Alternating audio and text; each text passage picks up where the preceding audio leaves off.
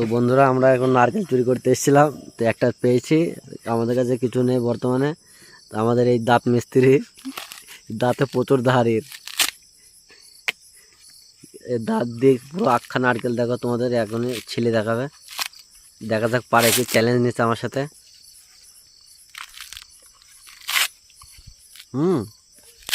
এ তো ভালোই ছিলছে।